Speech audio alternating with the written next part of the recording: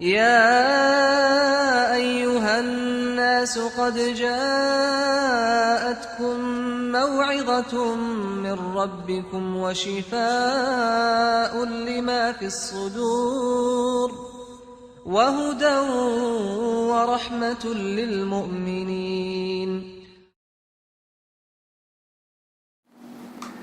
السلام علیکم ورحمۃ اللہ وبرکاتہ. الحمد للہ وحدہ والصلاة والسلام علی من لا نبی بعدہ، اما بعد. سوروں کا خلاصہ آئینہ تفسیر کا سلسلہ سورہ یونس تک پہنچا. آج آپ کی خدمت میں سورہ یونس کا خلاصہ ہے. یونس نبی کا نام ہے علیہ السلام. قرآن کریم میں اس سورہ کے بعد کئی سورتیں انبیاء کے نام سے،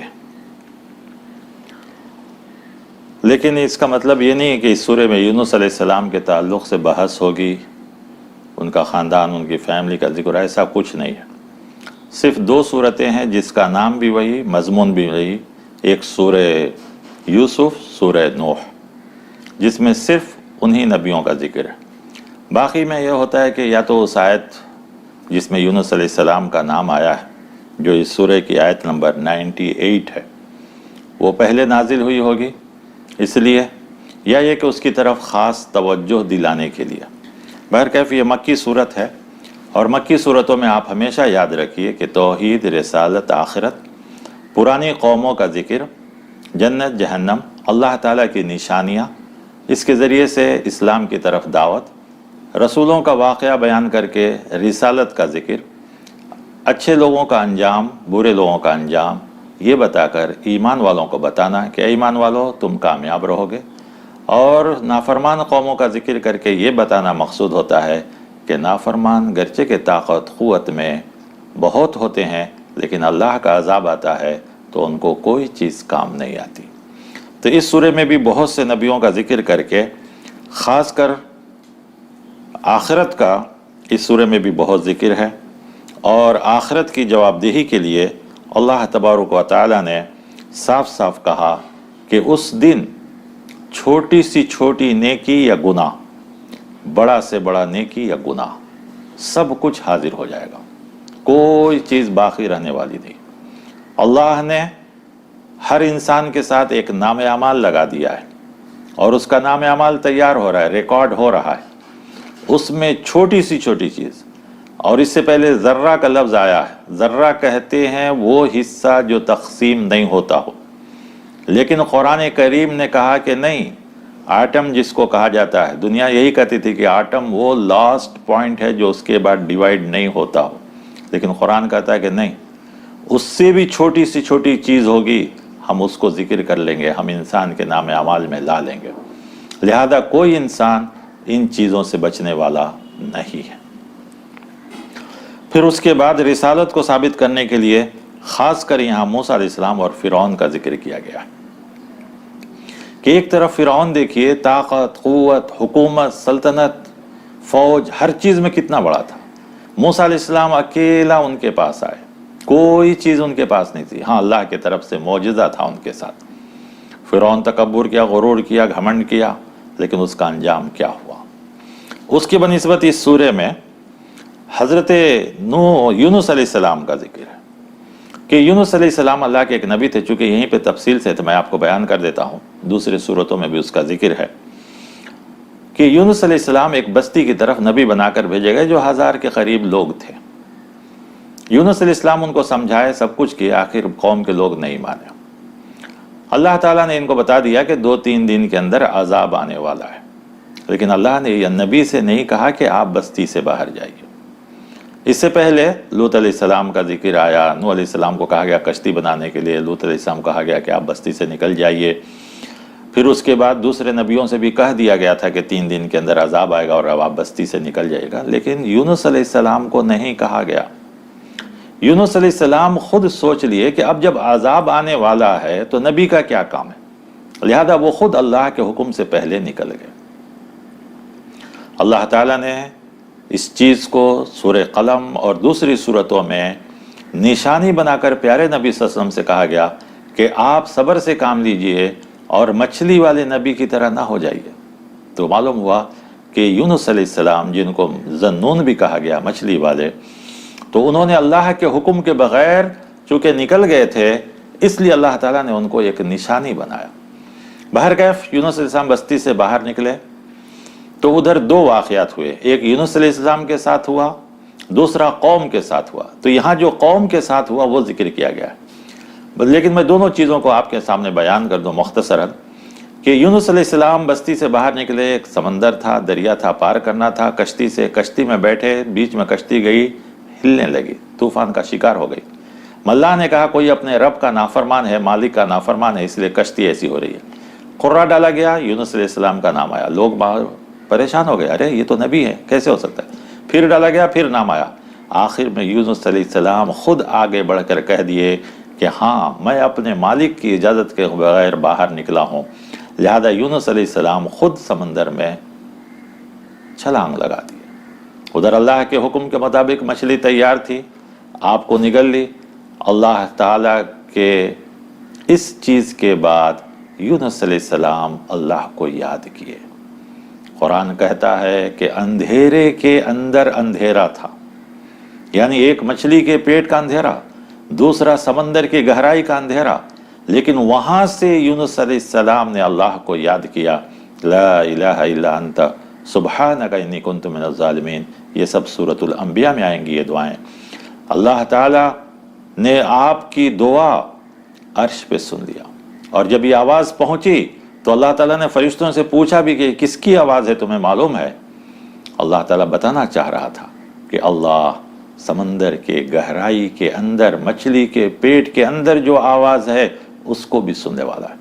تو ایمان والوں کو بھی بتلایا جا رہا ہے کہ تمہارے ساتھ جو ہو رہا ہے ایسا نہیں کہ اللہ نہیں جانتا ہے، اللہ تعالیٰ ان سب چیزوں کو سن رہا ہے اور دیکھ رہا ہے۔ بہرکیف آپ کی دعا قبول ہوئی، اللہ تعالیٰ نے مچھلی کو حکم دیا، مچھلی باہر آئی، آپ کو نگل دی، اور پھر اس کے بعد اللہ تعالیٰ نے آپ کو دوسری قوم کی طرف نبی بنا کر بھیجا۔ ادھر قوم کا حال کیا ہوا وہ دیکھیے، وہ ہمارے اور آپ کے لیے بہت اہم ہے۔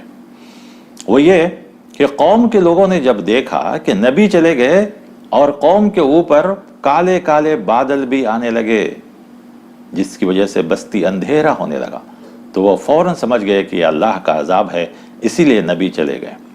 تو قوم کے اندر ایک شخص تھا جو پڑھا لکھا سمجھدار تھا، اس نے فوراً سارے مرد، عورت، بچے، حتیٰ کہ جانوروں کو بھی باہر لے جا کر بستی کے لوگوں نے رو رو کر دعائیں کی، گڑ گڑائیں، اللہ تعالیٰ نے لایا ہوا عذاب ٹال دیا۔ تو اللہ تعالیٰ نے وہی چیز کو یہاں بیان کیا کہ ہم نے کسی بھی قوم کے اوپر سے عذاب کو نہیں ٹالا سوائے یونس کی قوم کے۔ دنیا میں اس سے پہلے اسی سورہ میں بھی ذکر ہے، اور آگے چل کر بہت سی سورتوں میں، خاص کر سورہ ہود میں آئے گی، کہ اللہ تعالیٰ نے کسی بھی قوم کے اوپر سے عذاب نہیں ٹالا۔ عاد، سمود، نوح، فرعون، لوط، سب کے اوپر عذاب آیا، لیکن صرف اور صرف ایک قوم تھی جو یونس علیہ السلام کی قوم۔ دیکھیے اللہ تبارک و تعالیٰ کہتے ہیں فَلَوْلَا كَانَتْ قَرْيَةٌ آمَنَتْ فَنَفَعَهَا إِيمَانُهَا، کسی قوم کا ایمان لانا ان کو فائدہ نہیں دیا الا قوم یونس۔ یہ ایمان لانا کب؟ آخری وقت میں، ورنہ فرعون بھی آخری وقت میں ایمان لایا تھا، لیکن اللہ اس کو قبول نہیں کیا۔ لیکن آخری وقت میں ایمان لانا صرف یونس علیہ السلام کی قوم کو فائدہ مند پہنچایا۔ لما آمنو، جب وہ لوگ ایمان لائے، کشفنا عنہم عذاب الخزی، تو ہم نے اس دنیا میں ان کے عذاب کو ٹال دیا، ان کے اوپر سے عذاب کو ہٹا دیا۔ ومتعناہم الی حین، اور ایک زمانے تک ہم نے ان کو فائدہ اٹھانے کا موقع دیا۔ تو اس میں اللہ تبارک و تعالی بتانا چاہ رہے ہیں کہ ایمان ہی اللہ کے عذاب سے بچا سکتی ہے، اس کے علاوہ کوئی چیز نہیں۔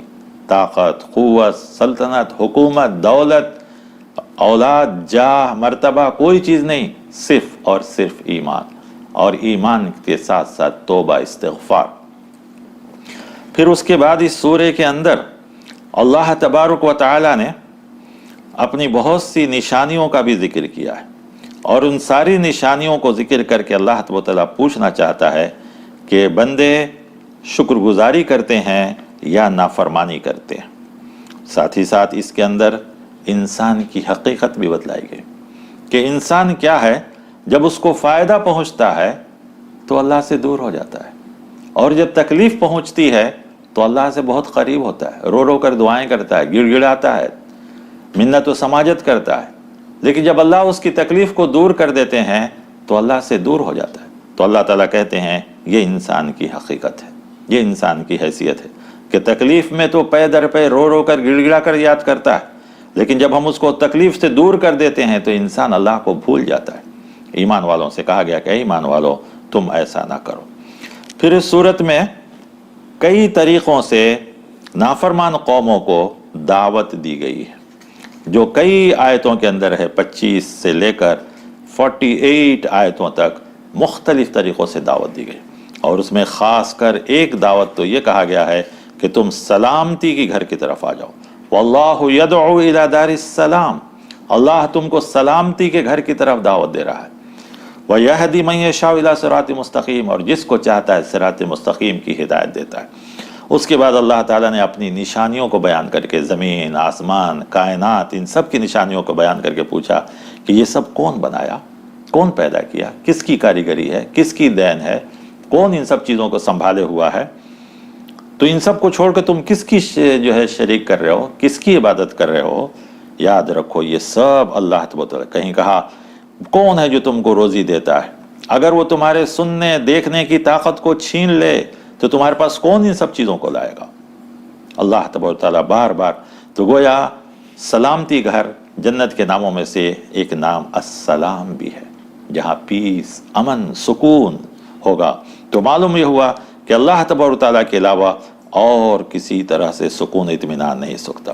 ان ساری چیزوں کو پیش کرنے کے بعد آخر میں اللہ تعالیٰ نے کہا وَإِن كَذَّبُوكَ، اگر تم نے جھٹلایا، فَقُلْ لِي عَمَلِي وَلَكُمْ عَمَلُكُمْ، تو نبیوں سے کہا گیا کہ آپ کہہ دیجئے تمہارا عمل تمہارے ساتھ، ہمارا عمل ہمارے ساتھ۔ لیکن دعوت کے بعد، پہلے دعوت دی گئی ان کو، ہر طرح سے سمجھایا گیا، اگر اس کے بعد نہیں سمجھے تب کہا گیا تمہارا عمل تمہارے ساتھ، اور یاد رکھو ہم تمہارے عمل سے بری ہیں، جو کچھ تم کر رہے ہو ہم ہرگز اس میں شریک نہیں ہو سکتے۔ تو یہ بھی ایک دعوت کا طریقہ ہے کہ ہمیں اور آپ کو چاہیے کہ نافرمان قوموں کو دعوت دی جائے پہلے۔ پھر اس کے بعد قرآن کریم کو اس سورے میں قرآن کریم کی اہمیت بھی بتلائی گئی۔ وہ اہمیت یہ ہے کہ اللہ تبارک و تعالیٰ نے قرآن کی کئی چیزوں کو جو ہے نقل کیا ہے، اس میں سے ایک چیز یہ بھی ہے کہ قرآن شفا ہے، قرآن شفا ہے۔ قرآن کریم میں 3 آیتیں ایسی آئی، لیکن یہ کس چیز کے لیے شفا ہے؟ کیا وہ چیز جو لوگ جھاڑ پھونک کے لیے کرتے ہیں؟ نہیں، ہاں شفا بیماریوں سے بھی ہے، لیکن اصل شفا کا شفاء لما فی الصدور، تمہارے دل میں جو خرابیاں ہیں، شرک، کفر، اللہ کی نافرمانی، ان سب کے لیے شفا ہے۔ جو ظاہری بیماریاں ہیں اس کے لیے بھی شفا ہے، اگر کوئی آدمی شفا کی نیت سے پڑھے تب، لیکن ان آیتوں کا کاروبار کرے تو وہ چیز درست نہیں ہے۔ پھر اس کے بعد کہا ہدایت ہے سارے انسانوں کے لیے، لیکن رحمت ہے مومن کے لیے صرف۔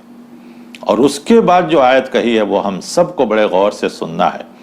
اللہ تبارک و تعالیٰ کہتے ہیں قل، پیارے نبی صلی اللہ علیہ وسلم آپ کہہ دیجئے، بفضل اللہ و برحمتہ، اللہ کے فضل اور اس کی رحمت سے، فبذلک فلیفرحوا، یہ قرآن جو آپ کو دیا گیا ہے اس پر جتنا بھی آپ خوشی منائیں کم ہیں، کیونکہ ہوا خیر مما یجمعون، ایک انسان دنیا میں جتنی چیزیں جمع کرتا ہے ان سب سے بہتر قرآن ہے۔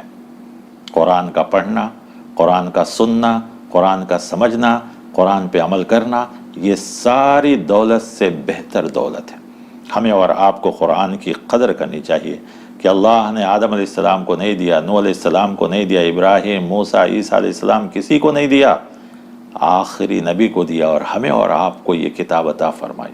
حالانکہ یہ کتاب تو پہلے ہی لکھی جا چکی تھی، انسانوں سے پہلے لکھی جا چکی تھی، لیکن اللہ نے آخری نبی کو دیا، ہمیں اور آپ کو دیا۔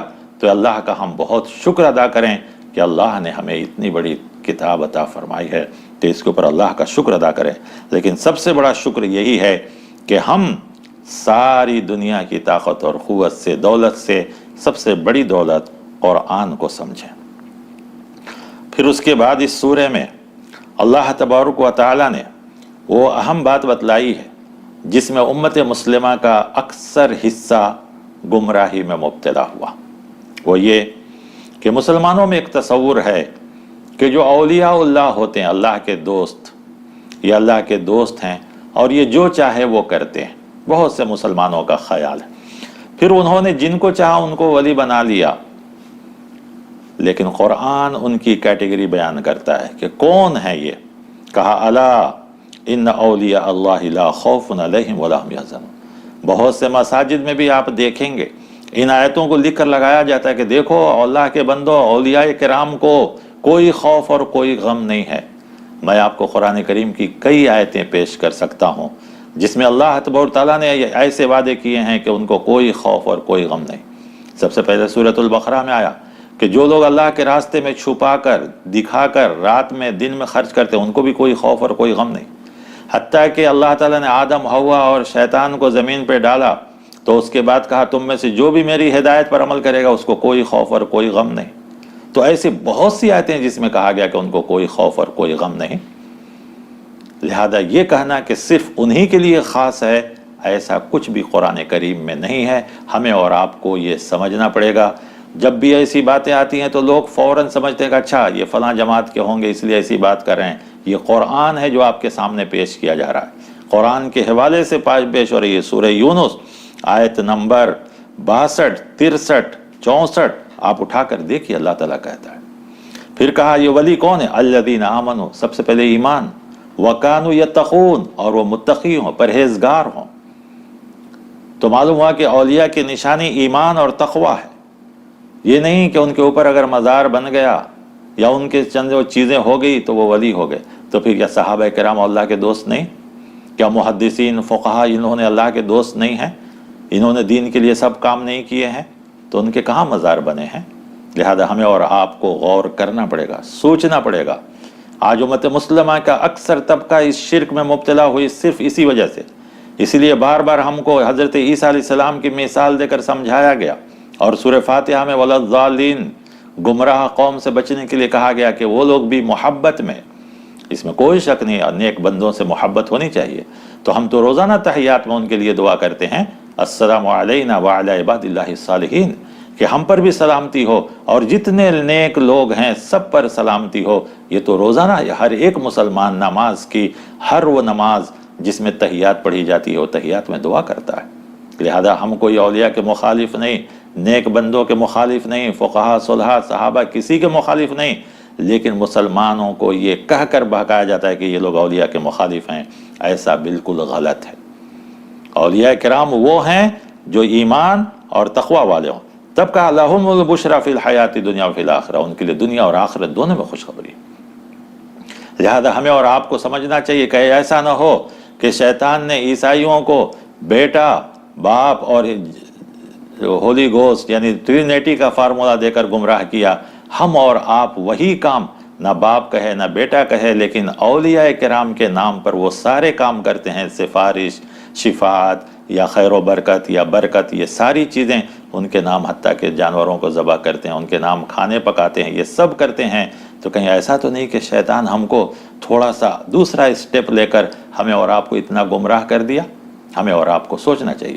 یاد رکھیے، بار بار میں کہہ رہا ہوں، جو اللہ کے نیک بندے ہیں کوئی ان کی مخالفت کر کر ان کا کچھ بگاڑ نہیں سکتا، اور کوئی ان کی موافقت کر کے ان کے مرتبے میں کچھ بڑھا نہیں سکتا، لیکن ان کے نام پہ شرکیہ اعمال کر کے آدمی اپنا ایمان اور عمل برباد کرتا ہے۔ تو انسانوں کا نقصان ہے، اولیاء کرام کا نہیں۔ اللہ کے نیک بندے ہیں دنیا میں، اور جب تک نیک بندے رہیں گے تبھی دنیا قائم رہے گی، نیک بندے نہیں تو دنیا بھی ختم ہو جائے گی۔ یہاں مختصر ہم نے اس چیز کو بیان کیا صرف آپ کے سوچنے کے لیے، جو پڑھے لکھے لوگ ہیں وہ سوچیں۔ اور الحمدللہ آج سے 25 سال پہلے، 50 سال پہلے جتنی جہالت تھی آج نہیں ہے، آج سے 15 سال پہلے جتنی جہالت تھی اب نہیں ہے، اور اب جو نئی نسل آ رہی ہے وہ سوچتی ہے، سمجھتی ہے۔ تو ہم آپ کو دعوت دے رہے ہیں کہ آپ بھی سوچیں اور قرآن کریم میں غور کریں۔ انشاءاللہ کبھی اس کے اوپر الگ سے ایک موضوع بنائیں گے کہ کن کن کے لیے اللہ نے وعدہ کیا کہ ان کو کوئی خوف اور کوئی غم نہیں ہوگا، لا خوف علیہم ولا هم یحزنون۔ بہت سے لوگوں کے لیے کہا گیا، یہاں تک کہ بعض لوگوں کے لیے تو کہا لہم اجرہم عند ربہم، ان کے لیے ان کے رب کے پاس اجر ہے اور ان کو کوئی خوف اور کوئی غم نہیں ہوگا۔ تو ایسے بہت سے لوگ ہیں۔ معلوم ہوا کہ جو نیک ہیں ان کے لیے یہ ہے، اور جو بھی نیک ہیں وہ اللہ کے دوست ہیں۔ لیکن اس کا مطلب یہ نہیں کہ اللہ کے دوست ہیں تو اللہ تعالیٰ ان کو سفارش اور ساری چیزیں، نہیں، ہرگز نہیں ہے۔ ہمیں اور آپ کو اس کے اوپر غور کرنا چاہیے۔ پھر اس کے بعد اللہ تبارک و تعالیٰ اس سورہ کے اندر کو دعا پر ختم کیا ہے، اور بڑی پیاری دعا ہے جو آیت نمبر 85 اور 86 کے اندر کہا گیا ہے، اور اسی کے بعد اس سورہ کو ختم بھی کیا گیا ہے۔ وہ دعا یہ ہے کہ اللہ تبارک و تعالی ہر مومن کے لیے اس چیز کو بہتر سمجھتے ہیں، اور خاص کر یہ دعا موسیٰ علیہ السلام کے ساتھ جو جاگد ایمان لائے اور اس کو فرعون نے دھمکی دیا، تو اس وقت ان لوگوں نے یہ دعا کی تھی، علی اللہ توکلنا، ان لوگوں نے کہا ہم اللہ پر بھروسہ کرتے ہیں۔ ربنا لا تجعلنا فتنة للقوم الظالمین، اے اللہ ہم کو ظالم قوموں کے لیے فتنہ نہ بنائیے، ہم کو ان کے آزمائش سے محفوظ فرمائیے، ظالموں کی آزمائش سے۔ وَنَجِّنَا بِرَحْمَتِكَ مِنَ الْقَوْمِ الْكَافِرِينَ، اور ہم کو اپنی رحمت کے ذریعے ان کافر قوموں سے نجات دیجیے۔ تو معلوم یہ ہوا کہ ہمارے اور آپ کے لیے بھی، چونکہ یہ بھی مکی سورہ ہے اور مکے کے بالکل ابتدائی دور میں نازل ہوا، تو اس لیے ہمیں اور آپ کو دعا سکھلائی گئی کہ ہر پریشانی کے وقت، ہر مصیبت کے وقت ہمیں اور آپ کو ان چیزوں سے بچنا چاہیے، اور ہمارے لیے دعا کرنی چاہیے کہ اللہ ہم کو ہر قسم کی آزمائش، آج ہم اور آپ جس چیز سے گزر رہے ہیں یہ بھی ایک آزمائش ہی ہے، یہ بھی ہمارا ایک ٹیسٹ ہے کہ ہم اللہ سے ڈرتے ہیں یا بیماریوں سے ڈرتے ہیں۔ ہمارے لیے اللہ تعالیٰ کا کلام، اس کا حکم، اس کی فرما برداری زیادہ بہتر ہے یا کسی اور چیز کی، یہ بھی ایک آزمائش ہے۔ اور پیارے نبی صلی اللہ علیہ وسلم جب اس قسم کی مصیبتیں اور پریشانی آتی تھی تو آپ دعاؤں کی طرف پلٹتے تھے، دعاؤں کی طرف جو ہے لپکتے تھے۔ تو ہمیں اور آپ کو بھی اس وقت چاہیے کہ صرف اور صرف اللہ تبارک و تعالیٰ سے دعا کریں، اللہ تعالیٰ ہی ہمیں اور آپ کو ان سب چیزوں سے بچا سکتا ہے۔ تو یہ جو دعا ہے یونس علیہ السلام کی، یہ بھی ایک سوال پیدا ہوتا ہے، چونکہ یہی بات مکمل کر دیں کہ یہ لا الہ الا انت سبحانک انی کنت من الظالمین کیا صرف یونس علیہ السلام کے لیے تھی؟ نہیں، قرآن کریم کی دوسری جگہ میں ذکر آیا ہے، اور پیارے نبی صلی اللہ علیہ وسلم سے بھی پوچھا گیا تو اللہ تعالیٰ نے کہا کہ اللہ تعالیٰ نے یہ آیت نازل کی تو پیارے نبی صلی اللہ علیہ وسلم نے فرمایا کیا تم نے نہیں پڑھا وَكَذَلِكَ نُنْجِي الْمُؤْمِنِينَ، اسی طرح ہم مومنوں کو نجات دیتے ہیں۔ گویا سارے مومنوں کے لیے ایسی دعائیں، ہمیں اور آپ کو ان دعاؤں کو بارہا کرنی چاہیے۔ جس قسم کی بھی مصیبت ہو، پریشانی ہو، تکلیف ہو، تو ہمیں اور آپ کو ان مصیبتوں سے بچنا چاہیے، ان مصیبتوں سے دور رہنی چاہیے، اور ان مصیبتوں سے جو ہے اپنے آپ کو بچانا چاہیے۔ پھر ہم چاہتے ہیں کہ اسی میں ایک اور سورہ جو اسی مضمون سے ملتا جلتا ہے ہم آپ کے سامنے پیش کر دیں، وہ سورہ ہود ہے۔ یہ بھی جو ہے عاد قوم تھی جس کے نبی ہود علیہ السلام تھے، اور یہ قوم بھی بڑی طاقتور تھی، بڑی طاقت اور قوت والی، بلکہ کہا جاتا ہے کہ نوح علیہ السلام کے بعد اگر کوئی قوم آئی زمین پر تو وہ قوم عاد ہے۔ بڑی طاقتور قوم تھی، ہود علیہ السلام ان کے پاس آئے۔ لیکن اس سورے میں بھی آپ کو یہ بتلا دوں کہ نام صرف سورہ ہے لیکن مضمون ویسا نہیں ہے۔ البتہ اس سورے میں بہت سے نبیوں کا ذکر ہے، اور کہا جائے اگر تو قرآن کریم میں 2 سورتیں ہیں جس میں ساری ہلاک ہونے والی قوموں کا مختصر ذکر ہے، وہ سورہ ہود اور سورۃ الشعراء ہے۔ تو سورہ شعراء میں ہم چند چیزیں آپ کو تفصیل سے بتائیں گے، یہاں صرف مختصر بیان کرتے ہیں کیونکہ یہ سورہ سننے سے زیادہ پڑھنے سے تعلق رکھتا ہے۔ آدمی کو چاہیے کہ اس کا ترجمہ پڑھے۔ پیارے نبی صلی اللہ علیہ وسلم فرماتے ہیں چند صورتیں ہیں جس کی تعلیم نے مجھے بوڑھا کر دیا وقت سے پہلے، اس میں سورہ ہود، سورہ تکویر شامل ہوتی ہے۔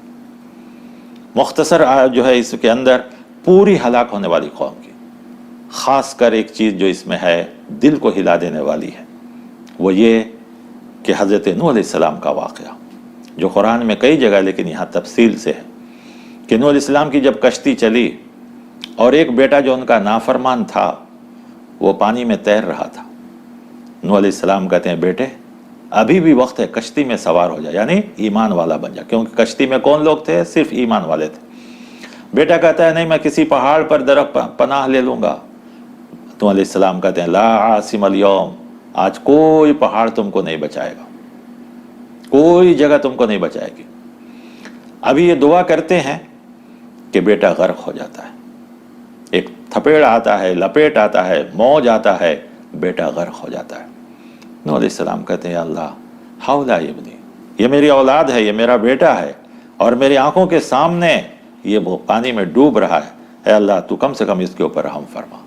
اللہ تعالیٰ رحم فرمانے کے باوجود اللہ تعالیٰ جانتے ہیں اللہ تعالیٰ کیا کہتے ہیں؟ کہتے ہیں اے نوح وہ تمہارا اہل نہیں ہے، آئندہ سے تم ایسی دعا نہیں کرو، اگر ایسی دعا کریں گے تو آپ جاہلوں میں سے ہو جائیں گے۔ اللہ اکبر، یہ کتنی بڑی بات تھی۔ نوح علیہ السلام فوراً سمجھ گئے، اللہ کی طرف پلٹ گیا، کہا اللہ میں ہرگز ایسا جاہلوں میں سے ہونا نہیں چاہتا، اگر مجھ سے غلطی ہوئی ہے تو اللہ میں اسے توبہ کرتا ہوں۔ تو سوچ کر دیکھیے کہ یہ کتنی بڑی بات ہے کہ ایک نبی 950 سال دین کی طرف دعوت دی ہے، دن میں، رات میں، اکیلے میں، تنہائی میں، جماعت کی شکل میں، ایسے نبی بھی دعا کر رہے ہیں، تو وہ آدمی جس کا خاتمہ کفر پہ ہو رہا ہے، شرک پہ ہو رہا ہے، تو اللہ دعا قبول نہیں کرتا۔ حالانکہ نوح علیہ السلام کی استقامت، ان کی محنت، ان کی تکلیف، ان کی ساری چیزیں کتنی بڑی چیز تھی، لیکن اللہ تعالیٰ نے ان کی دعا کو قبول نہیں کیا، بلکہ اللہ تعالیٰ نے کہا انی اعیذک، میں آپ کو نصیحت کر رہا ہوں آپ ایسی کاموں سے باز آ جائیں۔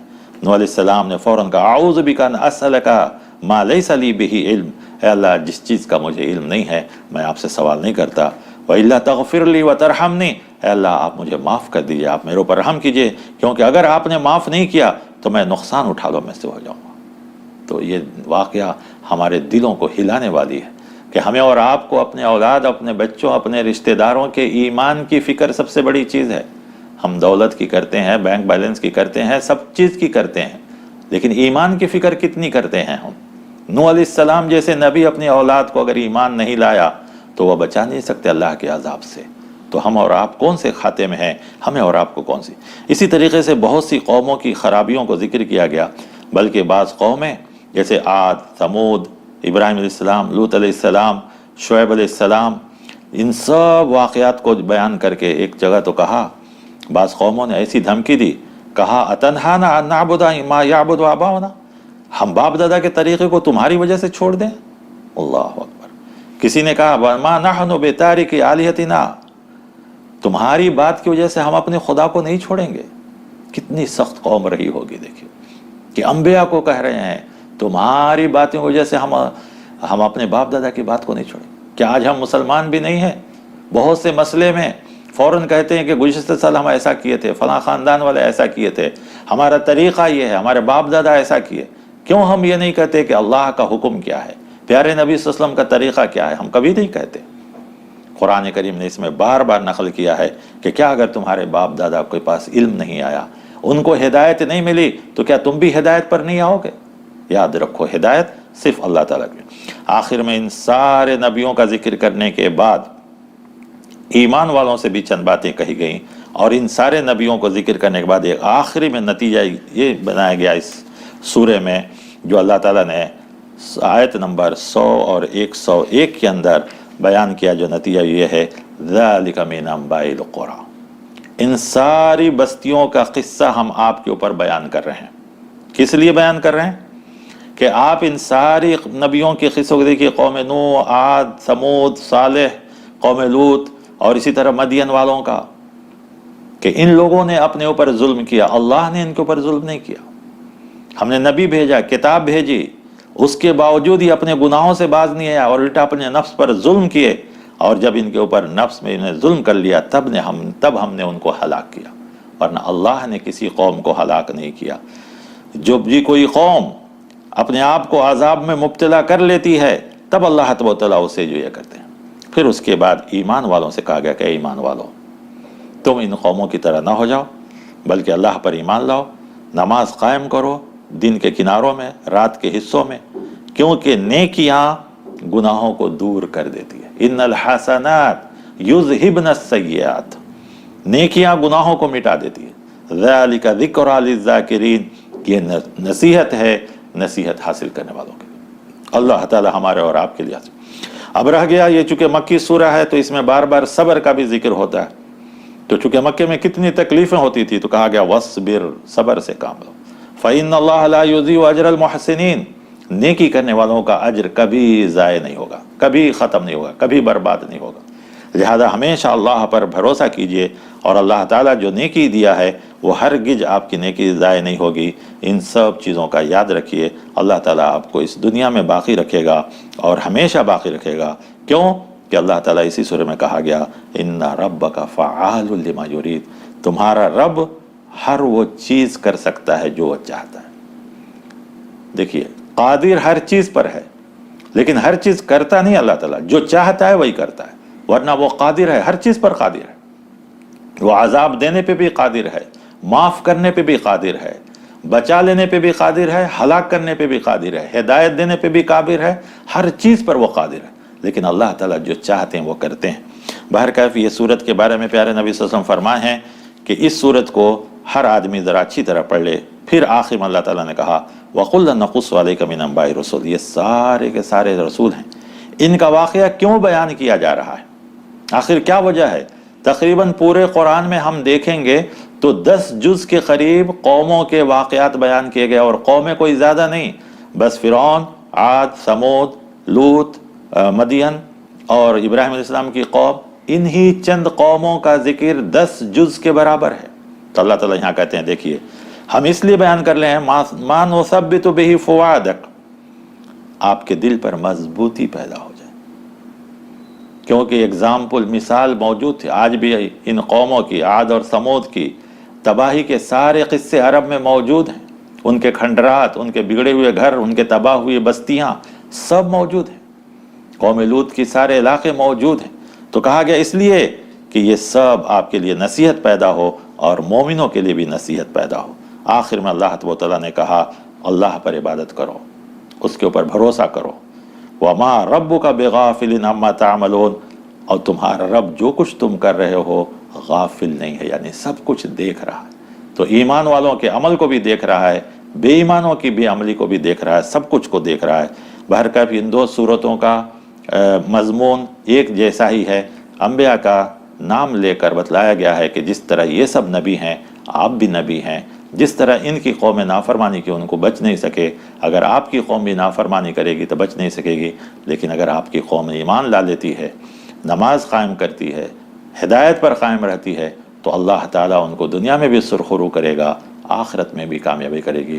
رہ گیا تکلیف، مصیبت، پریشانی آتی ہیں تو جب بھی کوئی پریشانی آئے تو دعا کیجئے ربنا لا تجعلنا فتنة للقوم الظالمین ونجنا برحمتک من القوم الکافرین. اے اللہ ہمیں ظالم قوموں کے لیے فتنہ نہ بنائیے اور اپنی رحمت کی بدولت ہم ان ظالم قوموں سے، کافر قوموں سے نجات عطا فرمائیے. تو یہ سب دعائیں اور ان ساری چیزوں کو بتایا گیا اور کہا گیا کہ جو بھی نیک ہیں وہ اللہ کے مقرب ہیں، وہ کامیاب ہیں. اللہ تعالیٰ سے دعا ہے کہ اللہ تعالیٰ ہماری ان چھوٹی چھوٹی کوششوں کو قبول فرمائے. ہمارا مقصد صرف یہ ہے قرآن سے قریب کرنا، قرآن سے لگاؤ کرنا، قرآن سے محبت پیدا کرنا. تو قرآن پڑھیے، ترجمے کے ساتھ پڑھیے، اور جو ہمارے لیے ضروری ہے اس کو سمجھنے کی کوشش کیجیے. والسلام علیکم ورحمۃ اللہ وبرکاتہ.